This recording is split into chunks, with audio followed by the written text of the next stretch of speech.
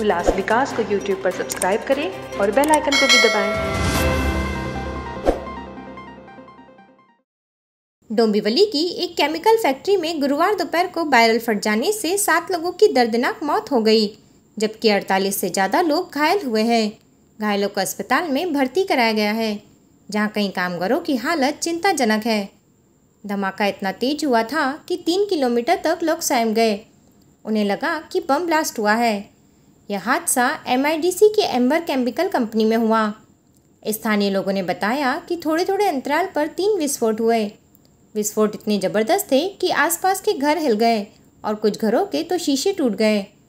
डर की वजह से स्थानीय लोग घरों से बाहर निकल आए। विस्फोटों की आवाज़ करीब 3 किलोमीटर दूर तक सुनाई दी। उन्होंने बताया कि कुछ ही मिनटों बाद फैक्ट्री में भीषण आग लग गई। हवा में धुएं के घने बादल छाए देखे गए। सूचना मिलने पर आधा दर्जन फायर ब्रिगेड, पानी के टैंकर और बचाव दल मौके पर पहुंचे। उप मुख्यमंत्री फडणवीस ने इस घटना की जानकारी मीडिया को दी और कहा कि कर्मचारी लंच कर रहे थे जब यह हादसा हुआ। बचाव कार्य जारी है। घायलों को अस्पताल में मिलने मुख्यमंत्री एकनाथ शिंदे व सांसद श्रीकांत शिंदे भी पहुंचे। लापरवाही करने वाली कंपनी मालिक व प्रबंधकों को सख्त कार्रवाई करने की मांग की गई है। सर्व MIDC मध्ये अशा प्रकारचे जे हायली हॅझार्डस युनिट असतील त्यांच्या सेफ्टीच्या दृष्टिकोनातून सर्व काळजी घेतली पाहिजे, त्याच्या सूचना दिल्या जातील।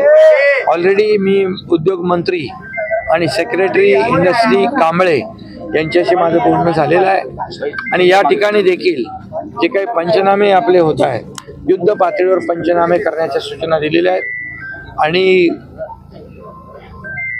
एकंदरीत राज्यातल्या MIDC ज्या आहेत, ज्या ठिकाणी अशा प्रकारचे ABCD जे काही कॅटेगरी आहे, ज्या लोकांच्या जीविताशी धोकादायक होऊ शकतात, अशा सर्वात सेफ्टी ऑडिट केलं जाईल आणि कुठली दुर्घटना होऊ नये यासाठी सगळ्या प्रिकॉशन ज्या आहेत त्या घेतल्या जातात। अमुदान कंपनी आहे, त्या अमुदान कंपनीमध्ये रिॲक्टर या बॉयलरच्या ब्लास्टमुळे जो आहे ही आग लागलेली आहे। आजूबाजूच्या परिसरामध्ये पण मोठी आग जी आहे ती पसरली आहे कंपनीजमध्ये। हुंडाईची कंपनी असेल, बाजूला रेझिडेन्शियल म्हात्रेपाडा असेल, तिथेही आग जी आहे ती गेलेली आहे आणि मोठ्या प्रमाणामध्ये नुकसान जे आहे भरपूर झालेलं आहे। कॅज्युअल्टी अजूनपर्यंत कॅज्युअल्टी किती झालेली आहे ती अजून नक्की माहिती नाही, पण जे जखमी झालेले आहेत 25 ते 30 लोक, त्यांना आजूबाजूच्या हॉस्पिटल्समध्ये जे आहे भरती ऑलरेडी केलेली आहे, त्यांच्यावरती ट्रीटमेंट सुरू झालेली आहे।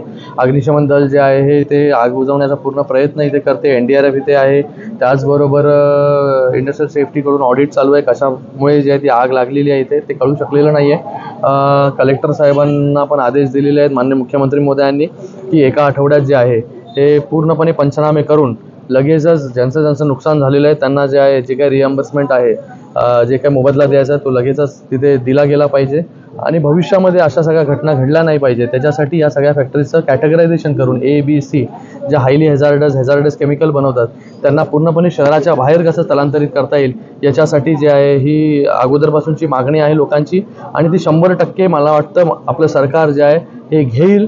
ज्या हायली हॅझार्डस केमिकल ज्या फॅक्टरीज आहेत त्या पूर्णपणे शहराच्या बाहेर जातील। त्याच्या ऑल्टरनेटिव्हमध्ये जे आहे हे इंजिनिअरिंग युनिट्स इथे स्थापन केले जातील, जेणेकरून रोजगार देखील जे आहे तो लोकांचा जो आहे जाणार नाही, रोजगार देखील लोकांना इथल्या इथे उपलब्ध होईल। ज्यावेळेस पूर्णपणे एका आठवड्यामध्ये जे आहे ही पूर्णपणे त्याचा पंचनामा जो आहे केला जाईल आणि लगेचच मला वाटतं भरपाई जे आहे 100% ज्यांचं नुकसान झालं त्यांना दिलं जाईल। ब्यूरो रिपोर्ट, डोंबिवली उल्लास विकास।